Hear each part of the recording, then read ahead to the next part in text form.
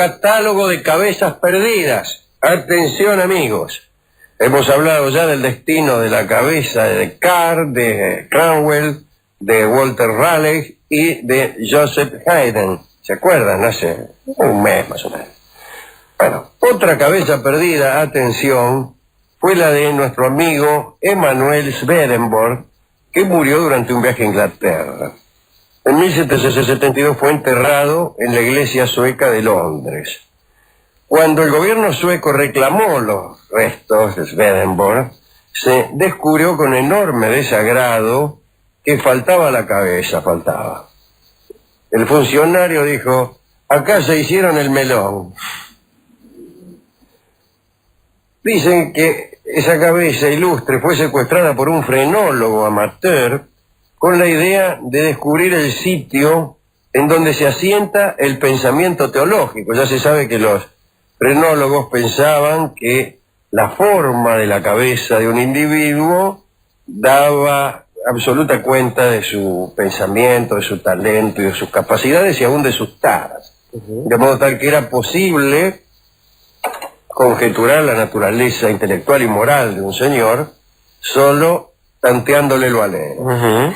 Y entonces quería saber dónde estaba el pequeño bulto que seguramente produce el pensamiento teológico. Pero como este frenólogo no pudo llegar a ninguna conclusión, parece que le vendió la cabeza a otro interesado en tales investigaciones.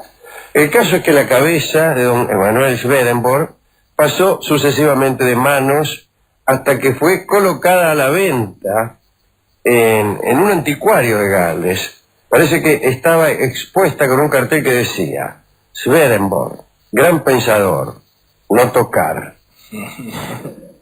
Alguien la compró y en vez de restituirla a la tumba decidió volver a venderla. La cuestión fue que la cabeza dio vueltas en el mercado desde que se fue cortada. Lo último que se sabe es que fue rematada por Sotheby's en 1978. No hay noticias desde entonces. Curioso, ¿no? El destino de Swedenborg es curioso. Por donde se lo mire, ya se sabe que era un hombre de un pensamiento muy claro. Y un día parece que en Londres se le apareció Dios mismo y le permitió hacer algunas excursiones a las regiones celestes. Excursiones de las cuales dio cuenta en unos libros que glosados por Borges son estupendos. La cabeza del pirata Barba Negra, llamado Edward Teach, tuvo un destino triste. Barba Negra murió acribillado a balazos en 1718.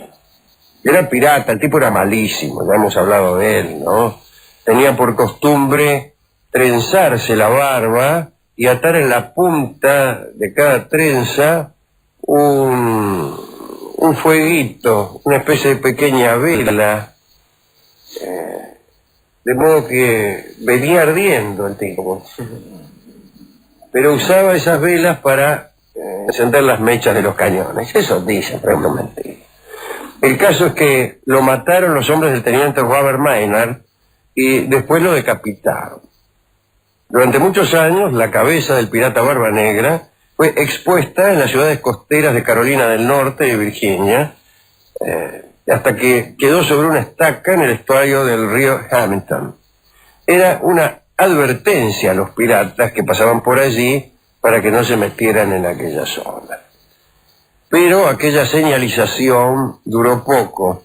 Parece que el cráneo de Barba Negra fue arrancado de la estaca y terminó sirviendo de ponchera, es un recipiente para servir clericó, en la taberna Raleigh de Williamsburg, en Virginia. A mediados del siglo XVII, esto con respecto a la cabeza de Barba Negra. Ahora viene lo que pasó en Francia a mediados del siglo XVII.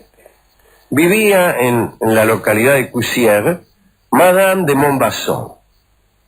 Había sido una cortesana muy famosa en tiempos de Luis XIII y como había perdido el favor entre la nobleza vivía apartada en aquella localidad cercana a Tours.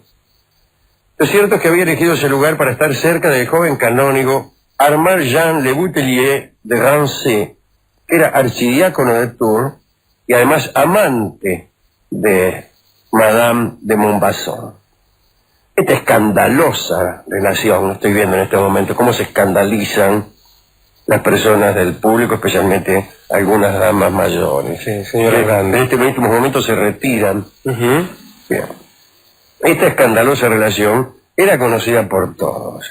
La mayoría de los habitantes de Tours cantaban coplas burlonas sobre los amantes. En septiembre de 1657, Madame de Montbazon se casó un sarampeón muy violento. Le agarró un sarampión de tamaño grandísimo y murió de sarampión. Muy bien, cayeron los carpinteros a tomar las medidas de la finada para confeccionar un ataúd. Pero lo hicieron mal. Cuando se presentaron al otro día para meter a la difunta, se dieron cuenta de que la muerta no entraba. Y para no perder tiempo, tomaron una sierra, le cortaron la cabeza a Madame de Montbazon y con aquel arreglo el cuerpo entró fácilmente en el espacio destinado. En cuanto a la cabeza, fue depositada en una silla y bueno, el tipo se fue. Unas horas más tarde, nada menos que el propio archidiácono Rancé, llegó a la habitación de su amada y se encontró con el marote arriba de la silla.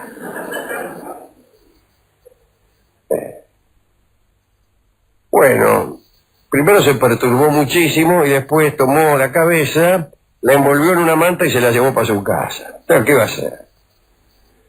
Rancé permaneció afectado por el dolor durante años. En su aislamiento llegó incluso a utilizar la cabeza de su ex amante y las ciencias ocultas para intentar reencarnar a Madame.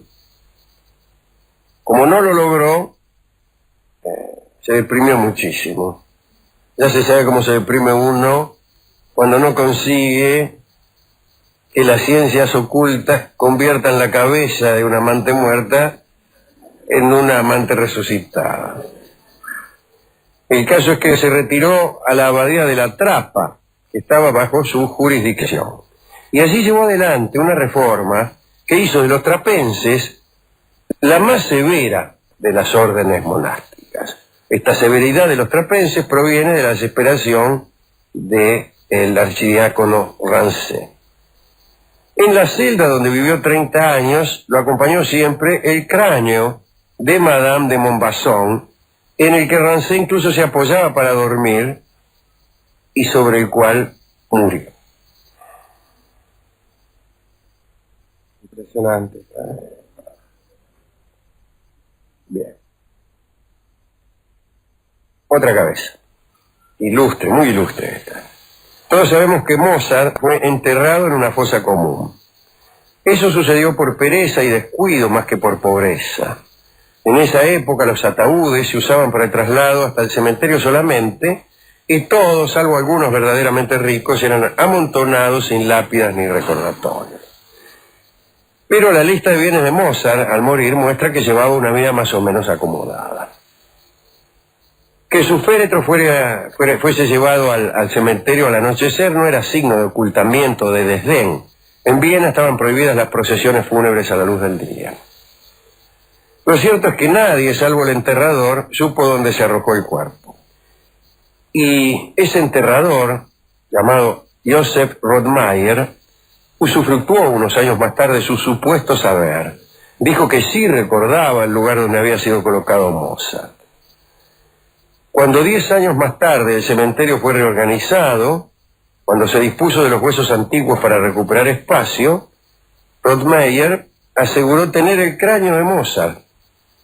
Y quedó como souvenir este cráneo entre los enterradores, hasta que uno de ellos lo cedió a Joseph Ratschop, un anatomista y frenólogo vienés. La verdad es que el frenólogo no llegó a ninguna conclusión, porque no encontró en el cráneo las huellas de la genialidad ni las de la precocidad. Cuando el doctor Radshot murió, su esposa entregó el cráneo al Mozarteum de Salzburgo, donde está guardado hasta hoy.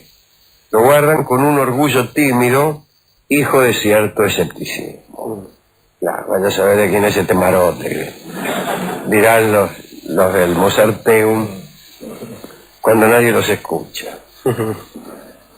Bueno, pero está bien que ese cráneo esté en Salzburgo. Es una ciudad bellísima, pero a cada momento se lleva uno por delante placas que anuncian que allí estuvo Mozart. Que si vivía ahí, habrá estado en todas partes. Como decía un amigo nuestro en España, aquí no vivió Víctor Hugo. Claro. En realidad es mentira que haya placas en todas partes. A mí me pareció que sí. Que tenía que haber. En todo caso está la casa de Mozart. Es un departamento. No digo humilde, actualmente debe estar muy cotizado. Y está el piano, que no es un piano, es un clavicordio, ¿no? Que si no recuerdo mal, Rolón, ¿Sí? tiene las teclas con color invertido. Ah, no me digas. Sí, las alteraciones blancas y exactamente, las las teclas comunes negras. Me parece, pero tampoco estoy seguro. En la esquina había una cervecería. Ajá. De eso sí estoy seguro. Que tenía un patio ahí, al aire libre, iban todos ahí a tomar cerveza. Los antrinas que hablaban de sus cosas, se divertían. Pero ahí me parece que tendrían que haber puesto también una placa que estuvo Mozart. Bueno, pero el cráneo no lo vi yo. Seguro porque no están seguros. Seguros que porque no están seguros es un horror. Seguros que porque dudan de la autenticidad de tal cráneo. Entonces no lo muestran, lo tienen guardado. Dice, tenemos guardado el cráneo de Mozart, pero no se lo podemos mostrar.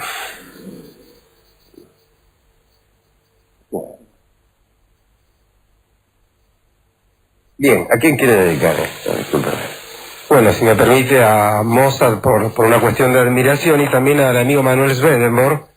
Y ahí porque me encantaría que hubiera tenido razón. O sea, me gustaba ese cielo de pares inestúpidos. Es un cielo intelectual que había. Claro, él fue y dijo que los tontos no podían entrar al cielo. Me parece una medida estupenda que nos dejaría fuera a muchos de nosotros, pero bueno, allí nos veremos en el infierno, Alejandro.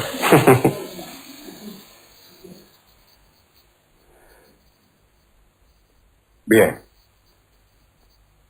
¿A usted se lo va a dedicar a alguno de estos? No, estoy viendo el disco que nos ha dado el discotecario, que es justamente el rondó presto del divertimento en fa mayor de Mozart.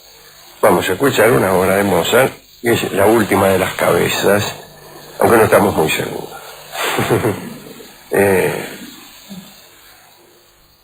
Bueno, la Filarmónica Sudalemana, dirigida por Alberto Licio, va a tocar este breve fragmento, el rondó presto del divertimento en fa mayor de Mozart. Adelante.